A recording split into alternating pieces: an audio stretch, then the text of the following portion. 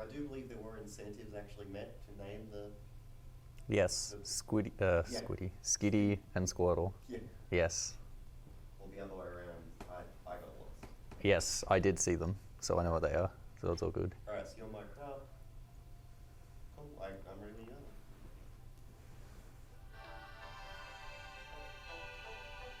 So I got me and the game? Alright, good to go? Okay, so just before I start, I'm going to explain.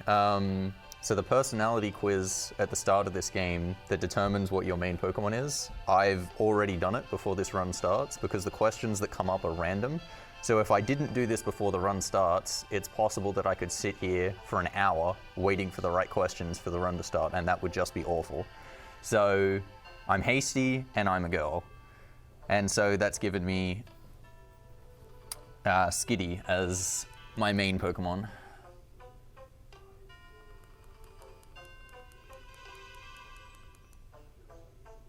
And my partner is going to be Squirtle, whose name is going to be Skitty, because you guys are a bunch of fun. So I'll explain why those two other choices... Oh yeah, you can start whenever the hell, I don't care.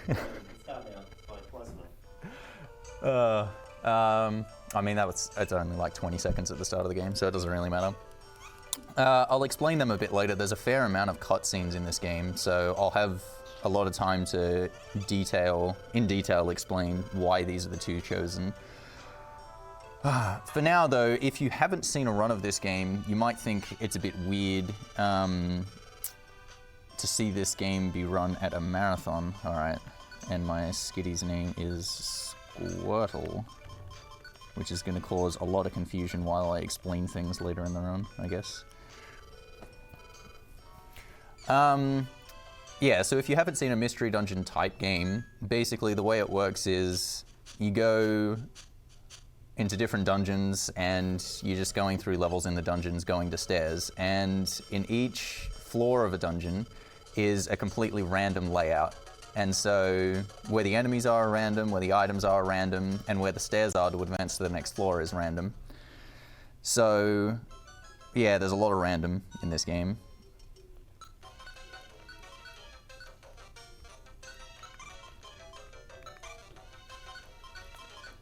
Oh, nope.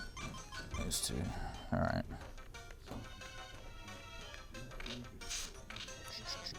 That's not good. And obviously, since this is a Pokemon game, things like hitting attacks and getting criticals, etc., random as well. Wow, I am almost dead. That would be a terrific start.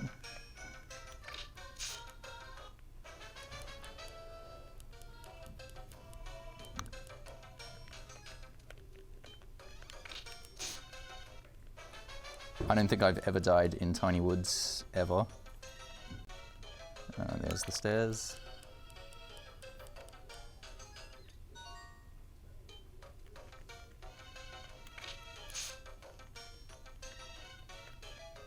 Alright, all good, no worries. Yeah, so what I did there is I set Skitty's set attack to be tackle, so I don't have to go into moves to use tackle every time. I can just hold L, press A, and use the attack. And I turned off Tail Whip on Squirtle, so that Squirtle never uses Tail Whip. So yeah, given the amount of randomness in this game, it would seem absolutely bizarre to run this in a marathon, and you're probably thinking I'm the biggest idiot in the world for doing this. But if you have seen this run, you'll know that's not entirely true, for that reason anyway. Because later on in the game, in pretty much every dungeon except Tiny Woods, I'm going to be able to get predictable patterns throughout the floors by using a trick found by a Japanese runner whose name is slipping my mind right now, which I feel really bad about. Oh, we didn't have an incentive for the team name. I'll just make it ASM, that'll be fine.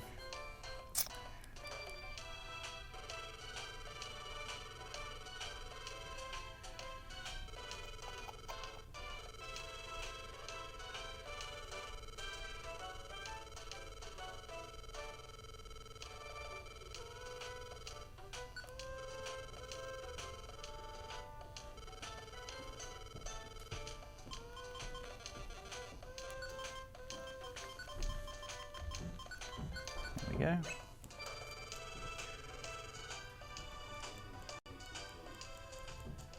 Okay, so yeah, plot of this game is, yeah, you form a rescue team, and so you rescue a bunch of pokes. And so the way that works is you get a lot of missions. They're all not quite as easy as the first two that show up, in that they don't just get delivered to you. What happens through the rest of the game is you have to like get missions from a board and then go rescue pokes or give them items, etc. And getting those missions is also random, and the rewards you get from them are also random. So still lots of random, and those are things that you cannot manipulate. So don't fret for those who want to see me get absolutely destroyed by having terrible luck. That is still going to happen.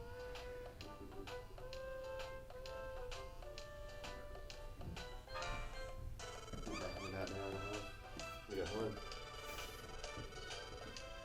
Good luck.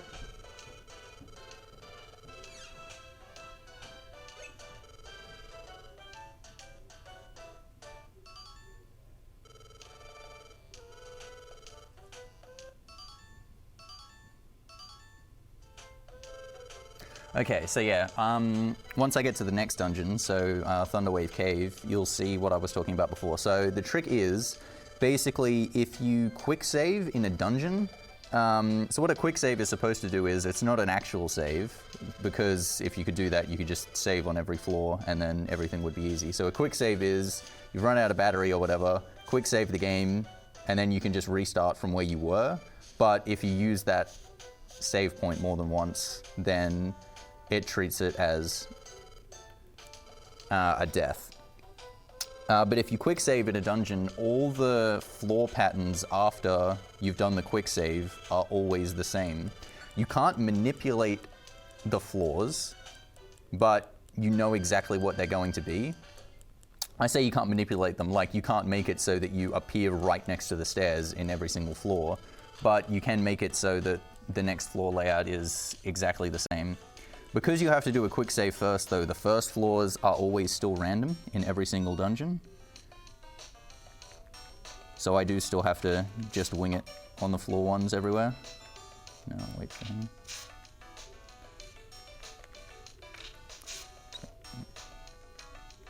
There we go. And do the quick save.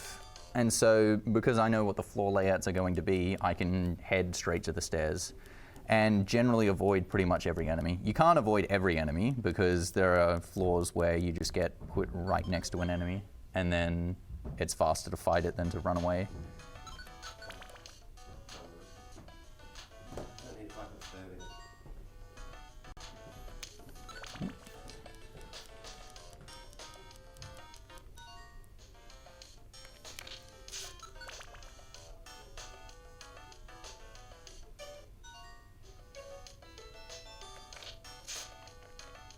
Like that one. And so what still is a game that has a lot of RNG elements to it actually ends up having a lot of execution elements to it as well, because you know exactly where to go. There's a high focus on how quickly you can do the inputs, and going fast in this game, the inputs are actually really tight because you're moving at like, I don't know exactly what it is, but I think it's like 2 frames per tile. And obviously once you stop moving, like you have to keep repressing all the buttons to keep moving. I don't know. It's hard to explain without playing this game. That was a very poor explanation. But the execution becomes very heavy. So the rewards that you get from the first 2 missions are exactly the same. And so I just got my first Reviver Seed, which is the most important item throughout the game. So Reviver Seeds are basically if you die in a dungeon, but you have a Reviver Seed, you get revived. And if at any stage throughout this run I die without a Reviver Seed, I am utterly screwed and I have no idea what I'm going to do, and I just have no backup strats. So getting a large amount of Reviver Seeds is going to be very helpful, obviously. And that's the only one that's guaranteed throughout the run. The rest of them I kind of have to hope I get from missions.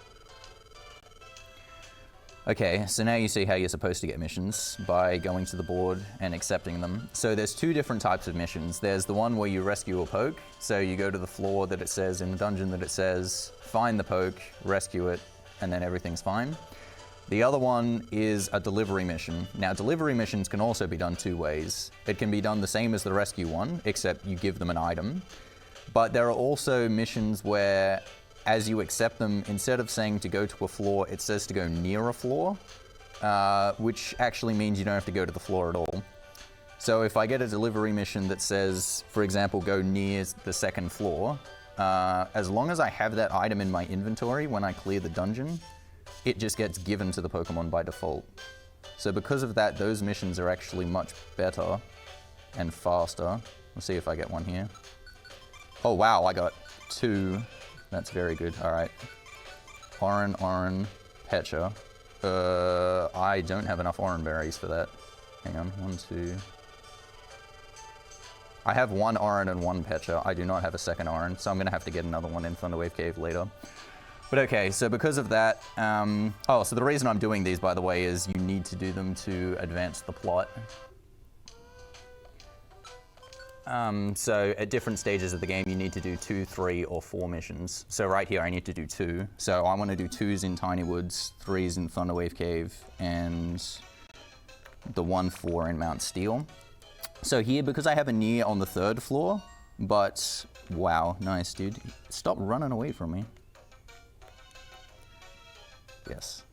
I don't have to go to the 3rd floor at all, and now that I completed the mission on the 2nd floor, I can just exit, and both of the missions are completed. Which is really fast and saves me from going to the other one. So that's really good. Okay, I got Graveler Rocks, which is nice, because I do need some rocks at some point, so getting them early is good. Money is very useless as a mission, though. As a reward, sorry. So the reason I want to do the 2 missions in Tiny Woods and the 3s in Thunderwave Cave, etc., is because you can't get missions on every floor. So for example, you can't get missions on the 1st floor of anywhere, and like the 2nd floor of Thunderwave Cave, etc. So the maximum amount of missions you can do in Tiny Woods is 2. Because even though those missions say like near 3rd floor and they're not actually on the 3rd floor, if you get one that's on near 3rd floor, you can't get one that's actually on the 3rd floor. So the maximum amount is still 2, and then 3 in Thunderwave Cave, etc. But yeah, so doing those 2 has flagged Mount Steel. So now I go to Mount Steel, and here you'll see, so the quick save that I was using, that I will be using throughout the entire run, it's not quite as simple as just do a quick save and then go, because sometimes the patterns that you get are very bad, and so because of that, it can be a bit tricky to try and figure out exactly how, when you're routing the game, exactly how to manipulate the patterns, because you'll see, like on the 2nd floor of here, there are cases where there's just enemies bombarding your way to the stairs, so you have to do some movement that looks a bit weird to manipulate them so that they get out of your way. That is a really awful floor. Nice. Oh no! I am pulling him back. I do not want to die to that Aaron.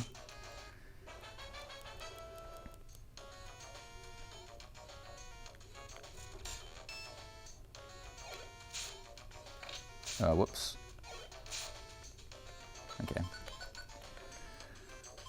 And then in some cases, when you get really awful, it just so happens that the layouts that you would get throughout the floors are really, really awful from doing the first quick save. It can be advantageous to do another quick save throughout the dungeon, because even though they are predictable, doing another one can, in some cases, change what would happen. So here you'll see, this looks a bit weird. I go up and down, and then I wait here, and then I go. And that's to make those Pokemon not get in my way. Regular attack and bubble.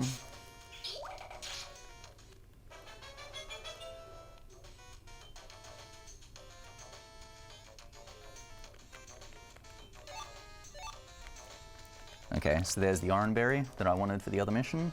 So now I'm fine with that. So all the floors after this with this pattern are awful, so I'm going to do another quick save here.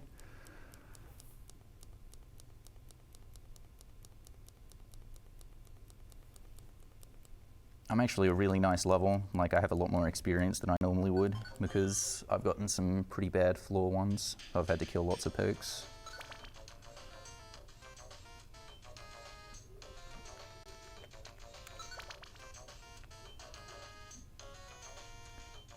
So I'm also manipulating my partner AI in cases like that so that Squirtle uses bubble there.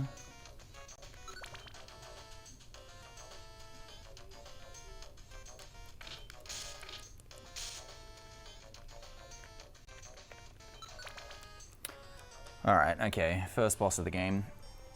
Now, if you've played this game casually, the bosses in this game are actually not a joke, except for this one. This one's pretty joke-worthy. And it's definitely one of the reasons why Skitty is the main Pokemon. I'm already mixing up Skitty and Squirtle. This is not a good sign. But yeah, so Gravelerocks, I picked them up earlier. So Gravelerocks are really useful, especially early on. They do a set amount of damage, so they always do 20.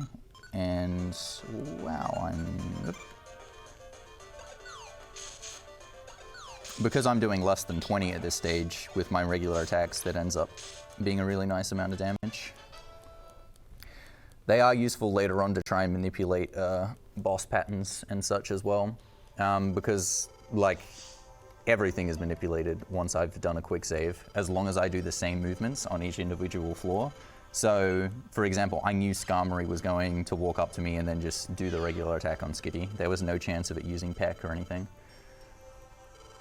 because of the setup that I used.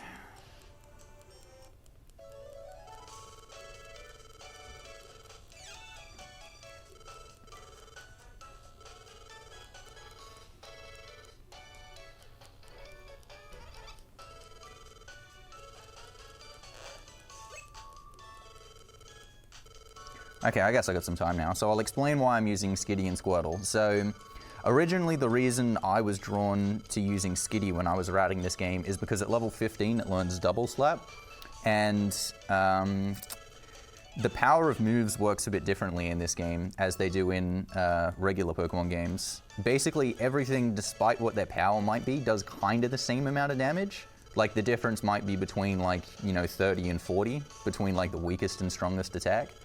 But Double Slap still hits 2 to 5 times, so it's incredibly OP using multi-hit moves.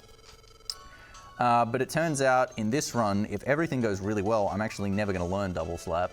I simply won't get that higher level. So that actually has nothing to do with the reason. The reason is actually because it learns Tail Whip. Now, there are a lot of starter Pokemon that you can use that have Tail Whip, but Tail Whip is incredibly OP for especially the end bosses in this game. Because I am like manipulating so much of the game, I am going to be much lower level than I'm expected to be at that stage. So in some of the later bosses, when I go up to them, if I use any attack, it doesn't matter if it's like super effective, stab, whatever, it doesn't matter. It will be doing 1 damage every single time. But because, as I said, the way damage is calculated in this game is a fair bit different, after I use 2 Tail Whips, for example, in a regular Pokemon game, that would then do 2 damage because it would be 200% more. In this game, it's more like 20. And then after 6 Tail Whips, it's more like 60. So without lowering the defenses, you are in big trouble. Hello? Accept. Hurl Orb.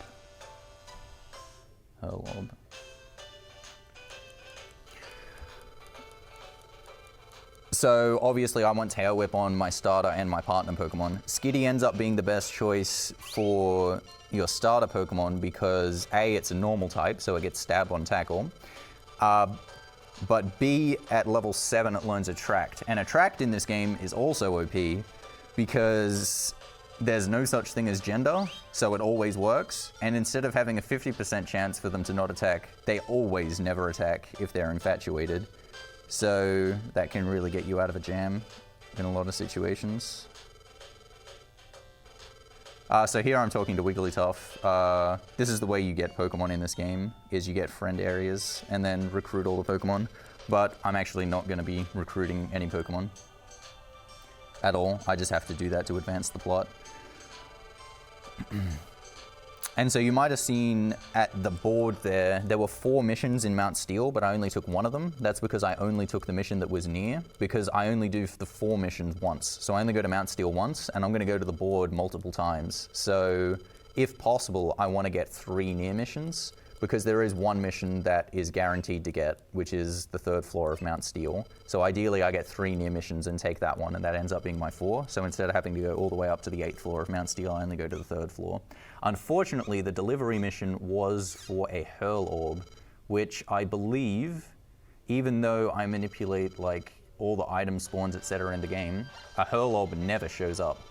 So for me to actually get the Hurl Orb, I am going to have to find one at the shop, which is random, more fun. So I'm gonna have to check the shop at every opportunity that I can and hope that a Hurl Orb eventually is just there. Which, if it's not there, it's fine. Like, I could just delete the mission and take another one. Oh, the other point is you can only have 8 missions stored at any given time. So you can't just take infinite missions and then just decide on the ones you want. So I want to be storing 2 in Thunderwave Cave. No, 2 in Tiny Woods, 3 in Thunderwave Cave, and 3 in Mount Steel.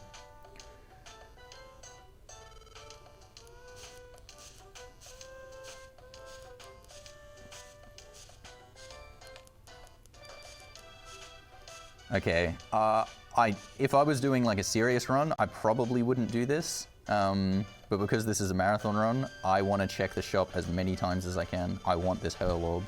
It's not there. Okay.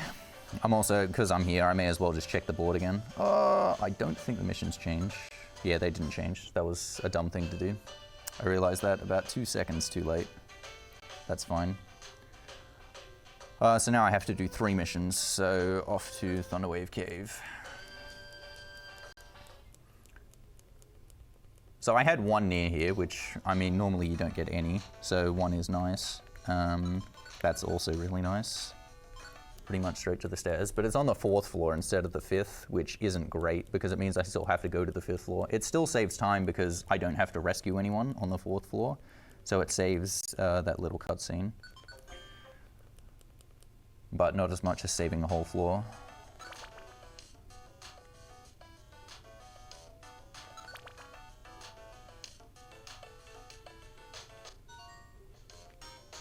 Oh, what am I doing?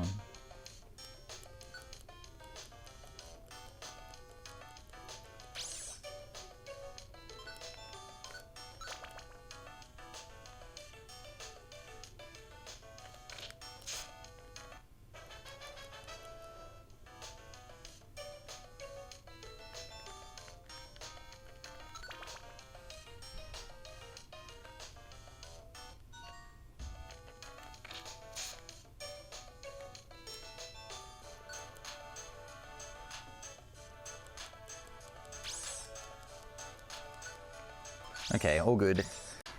So hopefully I can actually get some Reviver Seeds here. More money. This is not helpful. Money is utterly useless. More money. More rocks. Rocks are not helpful anymore. I've already got rocks.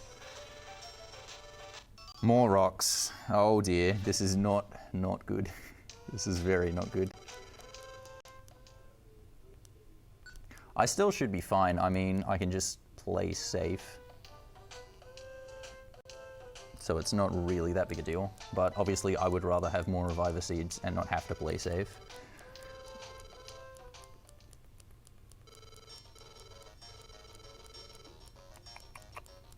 So here I will check for the Hurl Orb again, and also check for more Mount Steel missions.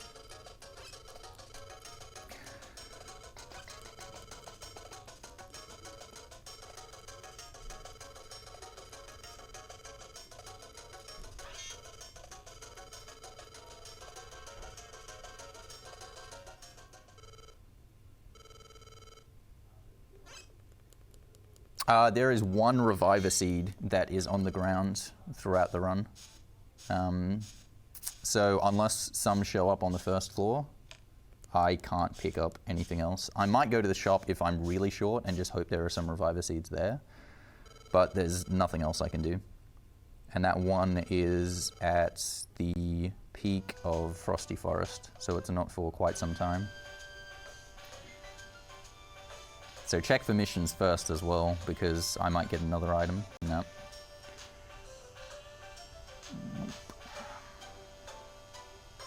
for the Hurl Orb. No. Okay, I have to take these 2 missions, which I forgot to do before. So you might be wondering as well why I'm not manipulating Tiny Woods. It's simply because if you manipulate in Tiny Woods, the floor patterns for the 2nd and 3rd floor are absolutely terrible. And so it's actually faster on average to just go into them randomly and hope for the best. The only time I would manipulate Tiny Woods is if I needed an extra Pecha or Oranberry on the 3rd floor, so that I could assure that that item would show up.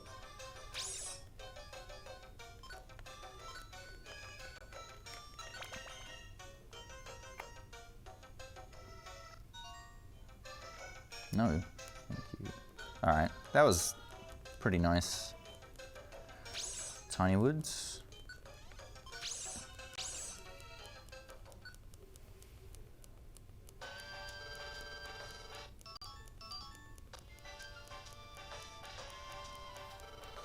Oh, I didn't see what my reward was for that first one. I'm an idiot.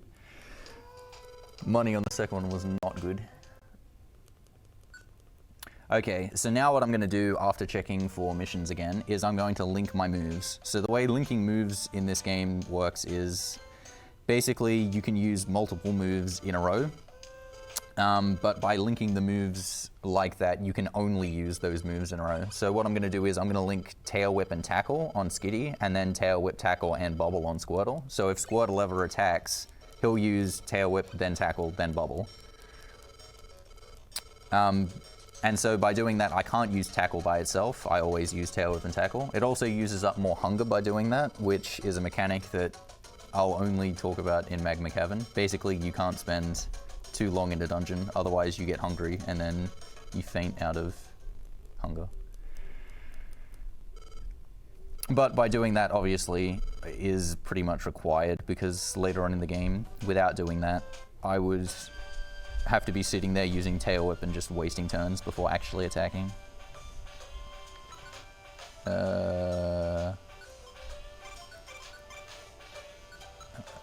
No, I'm not taking that. I would normally take a regular mission on the 6th floor in Mount Steel there, but it was deliver a white gummy, and I am not up for delivering a white gummy.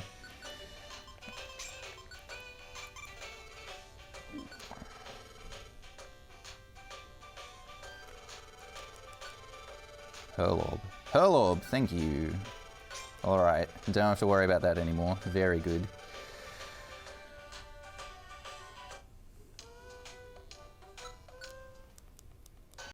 That is a big relief, honestly. Alright.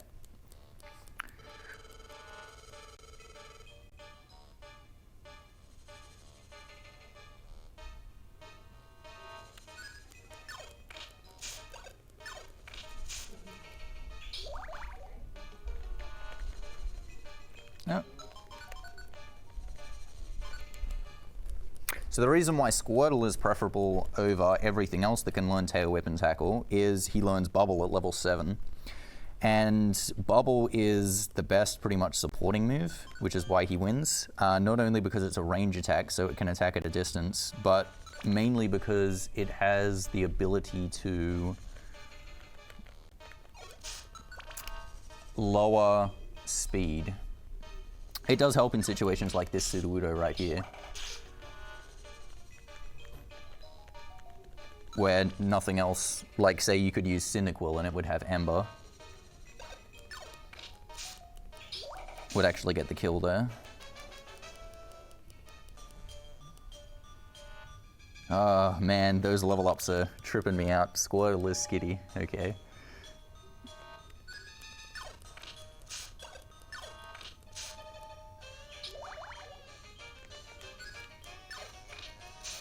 I'll run away.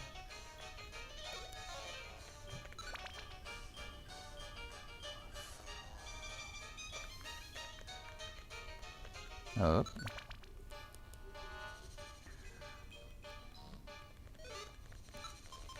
Okay, let's do another quick save here. That orb right there is an escape orb. I don't necessarily need an escape orb, but I'm actually going to pick it up for safety, because, I mean, one of the missions later could be an escape orb, but mainly because if in case I get into a situation where one of the missions just doesn't work or something, like I don't have an item that I'm expecting to have or something, and I need to do one mission, it'll help to be able to pick up a near mission on, say, like, you know, the 9th floor of Sinister Woods, and to have an escape orb so that I can just enter the dungeon, use escape orb, and then instantly clear it instead of having to go all the way up there.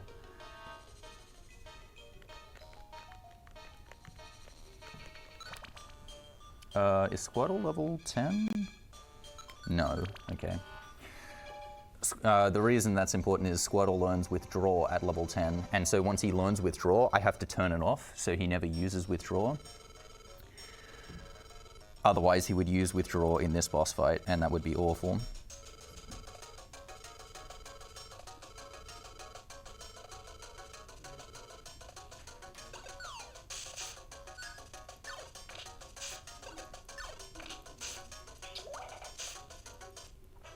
There's level 10. Alright, so I have to do that now. That's actually really bad timing because I can't combine it with another menu.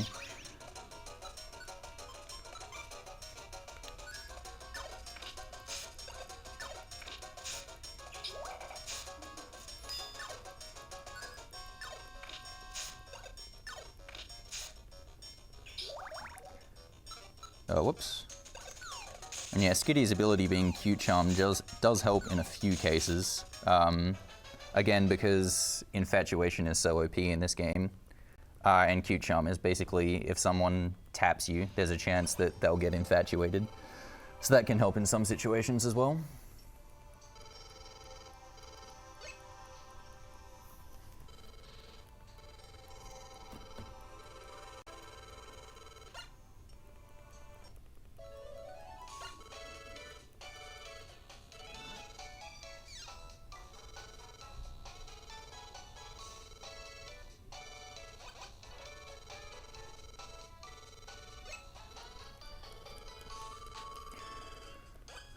Okay, so this run's actually going pretty alright so far. It'd be better if I had some more Reviver Seeds, but as long as the rest of the run goes well, that's not gonna be an issue anyway.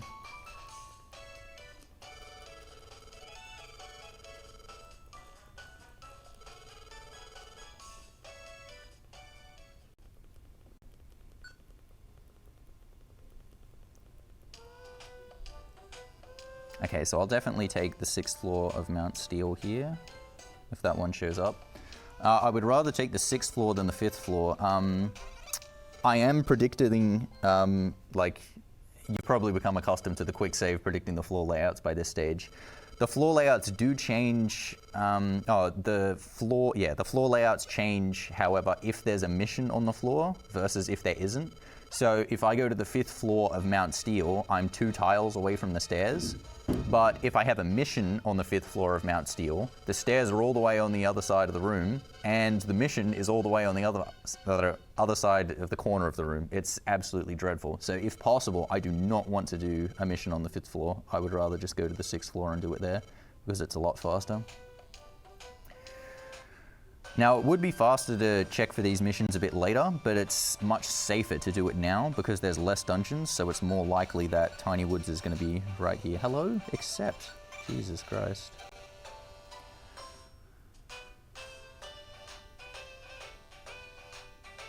Because if I do them, say, after Great Canyon, then missions for Silent Chasm and Great Canyon could show up instead, so less chance of there being Tiny Woods and Mount Steel missions. So I still need one more in Mount Steel. Hopefully I do get a near later on.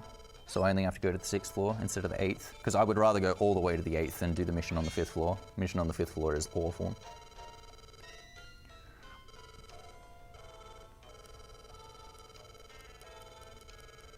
Okay, so here I'm going to pick up a power band, which is just a held item that basically just increases physical attack, so I need to give that to Skitty.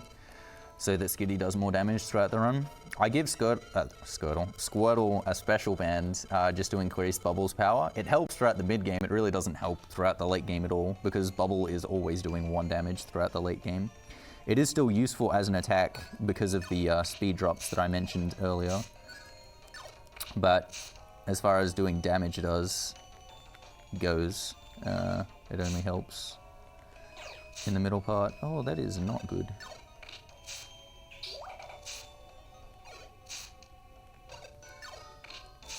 That Yanma did not move. Do not use quick attack. Come at me. You are an asshole.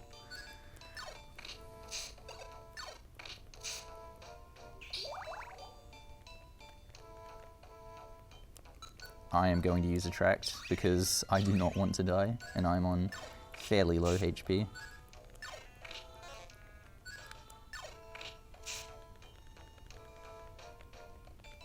Wonderful. There we go. Yeah, that was a very bad floor one. Not much I can do about that though.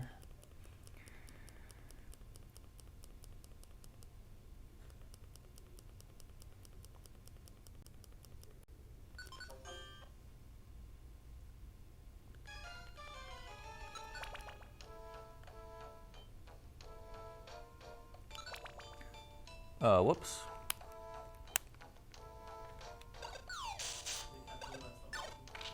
Yes, I can bring it back in like 2 seconds probably. There we go. Sorry about that. Just a bit finicky on the cord there. Didn't miss much. Yeah, sure.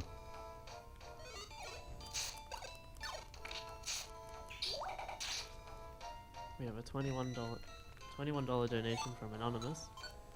$21 because I love Werster and his runs. Also, having dealt with depression and the likes, the cause is great. Thirdly, and most importantly, get that damn cursor off the screen, Bible thump. Thank you.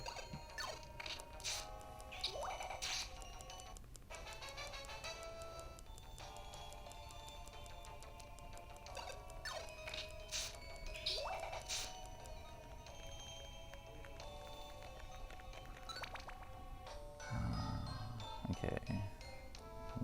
Left, waste a turn, and this will be a critical.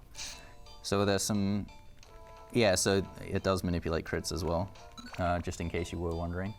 There's a few kind of weird looking flaws in this place, but pretty standard. Squirtle getting to level 11 helped on that floor where Squirtle was killing the enemies.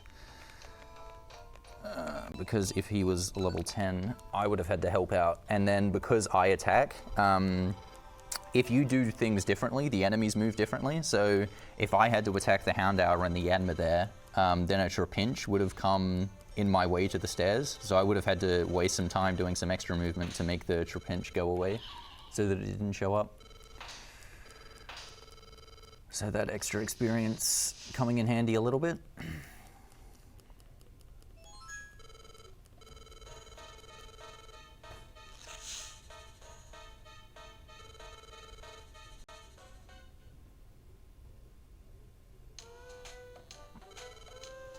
Okay, so going through text in this game is pretty easy. All you have to do is hold B. You don't have to mash A at all, and it just clears instantly. You can't hold a direction though. If you hold a direction, it stops the text boxes advancing, which is really stupid.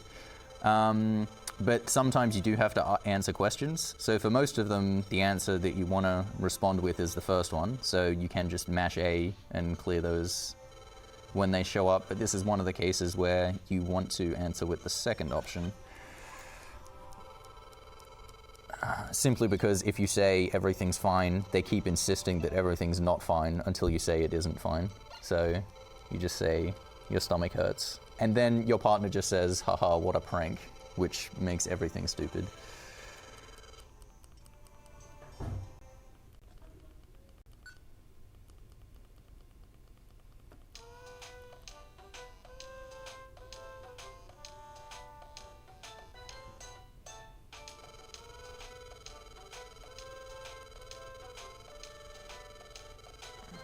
Alright, so I still need one more mission to pick up in Mount Steel, but I'm just gonna hope that shows up later. It's only one, so it should be fine.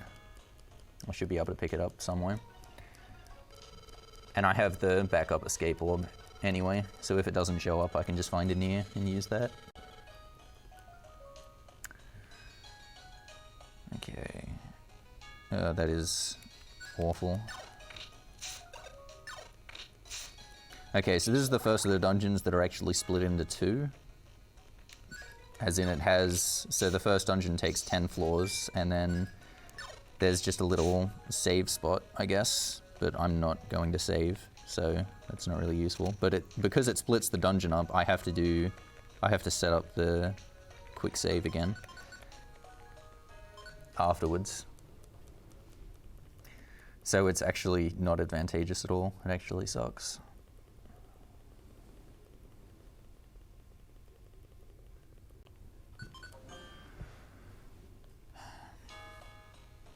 And this is where I'm going to pick up the special band for Squirtle as well. I've definitely got enough room. Sometimes you, because you can only hold 20 items, just like in Gen 1. And sometimes you have all 20 items filled out, but I only have like 10. I have a really low amount of items because I kept getting nothing but money from the missions, which is really unlucky. Well, I did that wrong. That's fine.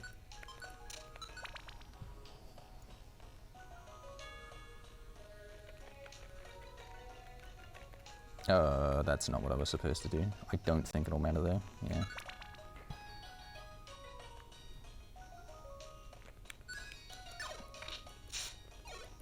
And the special band immediately comes in handy. Without it, this Gligar would not die.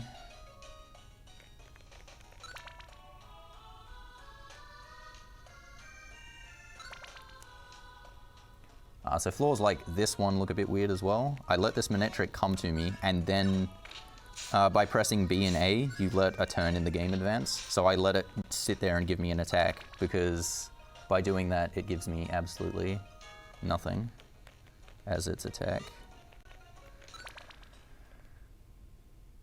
If I just attacked, it would have used Thunder Wave and paralyzed me, which is really bad. So this is what I was talking about with it getting split.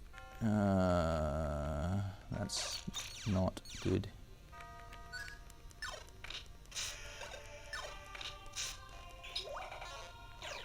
Wow, that didn't kill.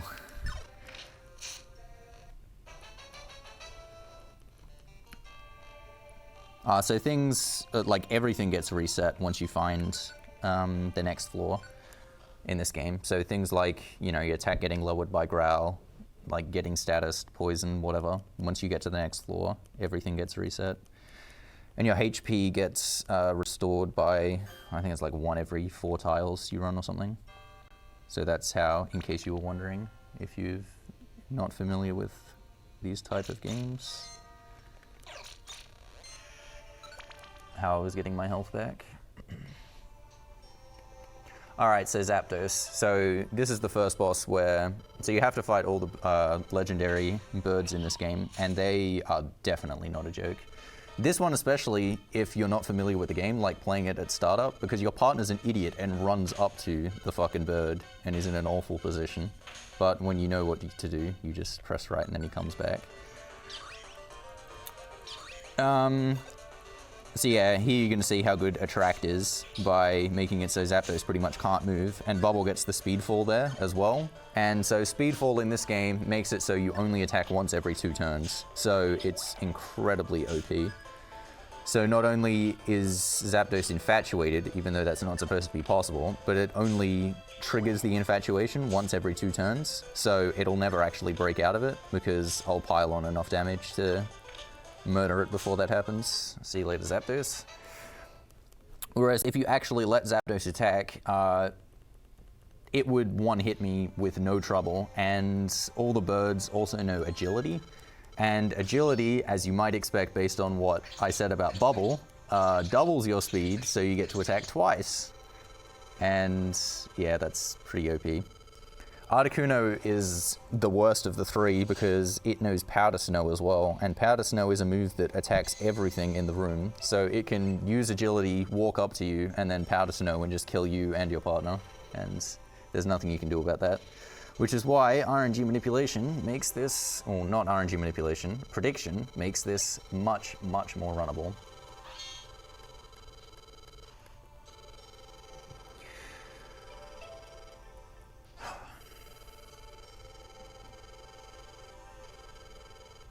Okay, so coming up next is Great Canyon, which is my favorite dungeon in the game because of the 11th floor. If you've seen me run this before, you will definitely know that the 11th floor of Great Canyon is my absolute favorite by so far in this game.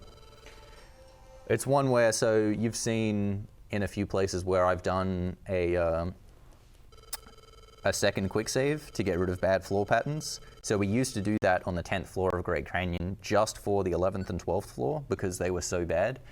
But then I mapped out a path for the 11th and 12th floor where it was faster to save, to not save and just go straight in. Because the floor, it looks awful, but with really, really nice movement, you can make it not fast, but fast enough.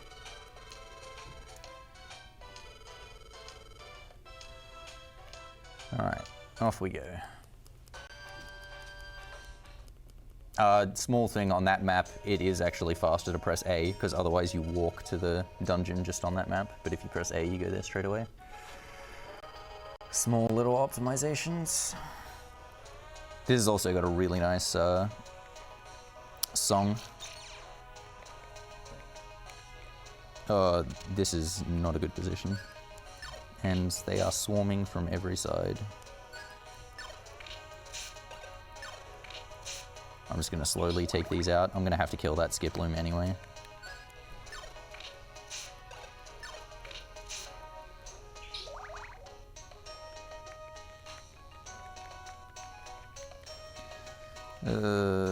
This is not good. That's a dead end.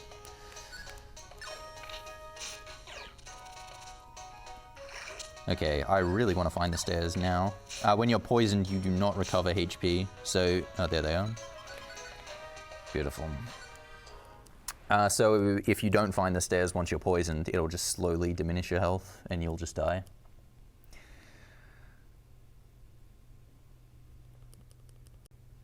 Okay.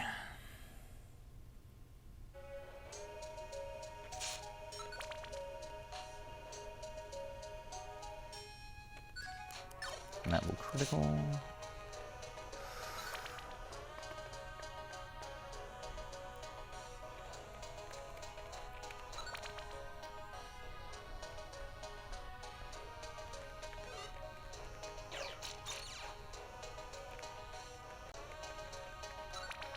Okay, this is one of two floors in the game where I manipulate an enemy and fight it on purpose, and it's going to be that Murkrow. See the one that just picked up that link box?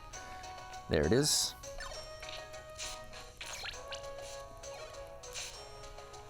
And there's the link box. So I have Squirtle pick up every item that I pick up in the game, and that's to avoid getting extra text boxes.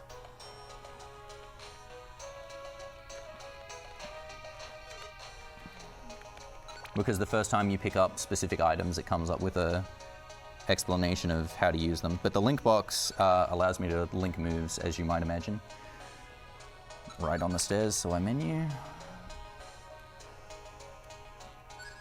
But it allows me to do it outside of the shop, and the next time that I link moves is going to be during the fugitive section. Alright, here we go, 11th floor. Let's hope I can do this well. Alright. 1, 2, 3, 4. B. Come back. B. Beautiful. Very good.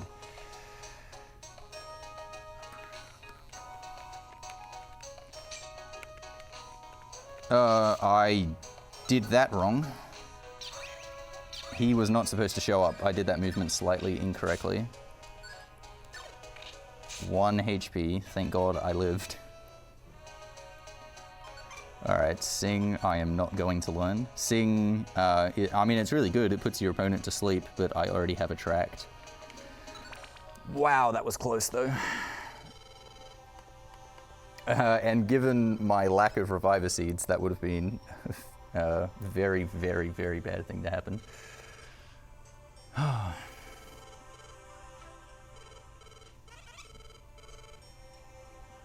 Alright, so I was talking about the fugitive section before, so that happens after this. So the fugitive section is basically, they decide that because you used to be human, you've ruined the entire world, and it's going to end because you've come into it.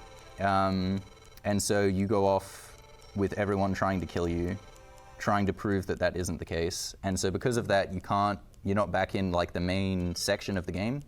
So there's no missions to take, you can't use the link shop, you can't use the item shops, etc. And so that's why I got the link box, because I'm going to pick up a TM in the first dungeon of the fugitive section for Facade, and I'm going to teach that to Skitty and then link it on so that Skitty will have 2 attacking moves.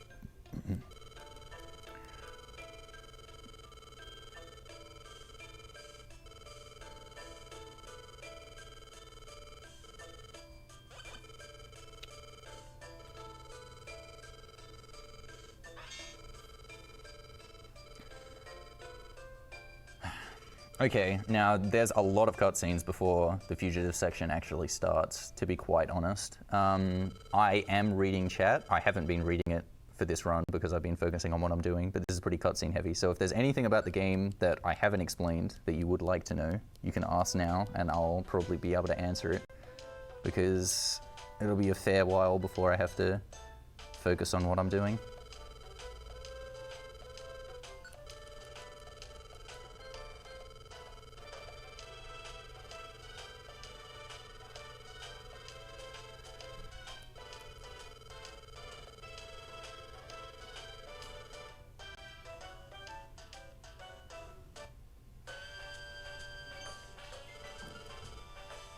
I suppose I'll check for missions here. See that Mount Steel?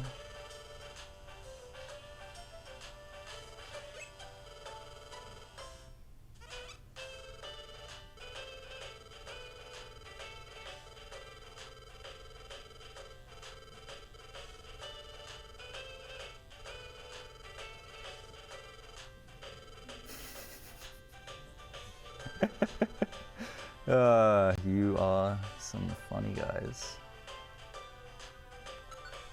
Ooh, a near cherry berry. Beautiful. Okay, that's very good.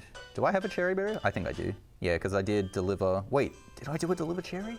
Ooh, I can't remember. Because I did Pecha and 2 orange. I can't remember if I did a cherry.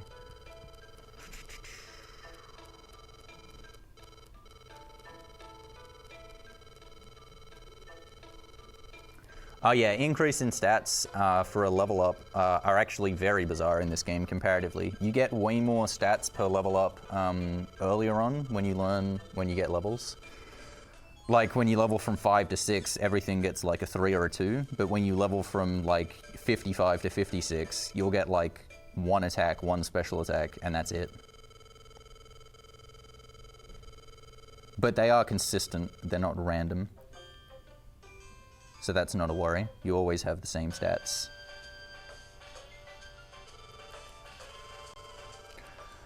No, there is no way to manipulate RNG outside of quick saving. Nothing else you can do.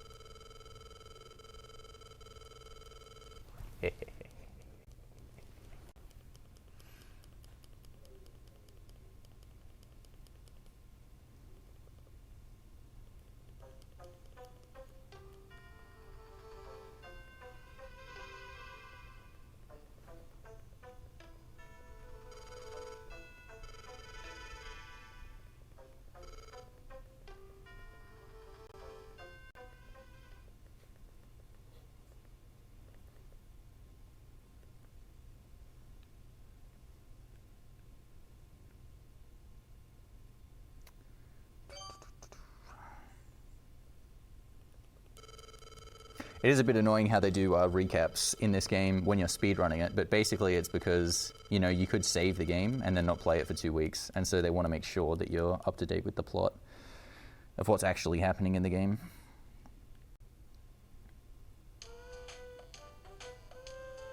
But because of that, when you're playing through it in one sitting, they do explain what happened not just 30 seconds ago again.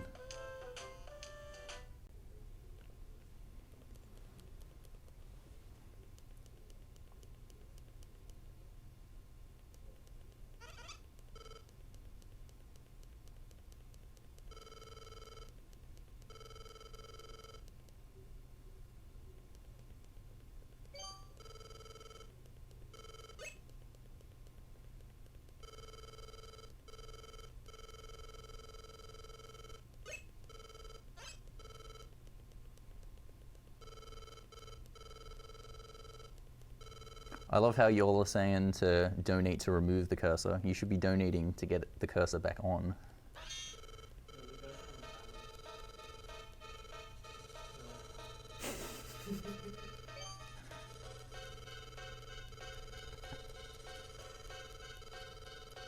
Well, there you go, that's perfect. You can donate for either way.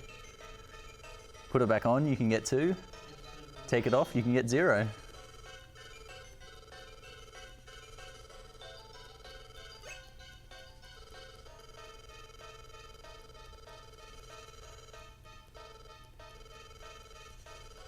Oh god, was that you, Swags, who donated for the characters? Oh man. Swags. I'll admit I have gotten confused when I see the level ups and I see Squirtle grew to level 13 and I'm like, that doesn't make any sense. Skitty isn't even level 13 yet. Oh wait.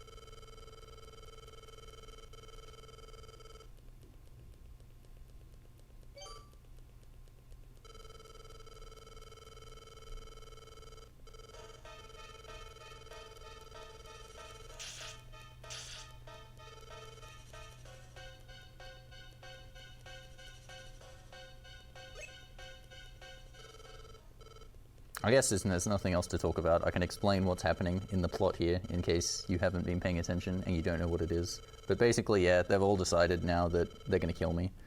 Because even though they think that I'm a human and a human coming into the Pokemon world has sent it into turmoil, they somehow think by killing me that will save everything, which doesn't make any sense. But our friendly Gengar has riled everyone up into just thinking that that's the case, even though half of the town then come and tell you, I believe in you, never mind.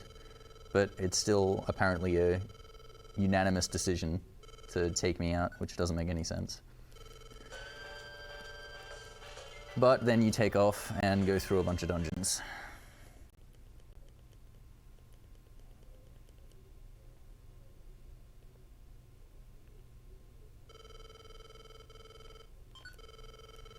And that's one of the few cases where you want the first option, but the cursor starts on the second option. Because it gives you an opportunity to go, like, get items out and such before you leave. Because apparently at dawn, everyone's asleep, but still knows how to function their normal routine.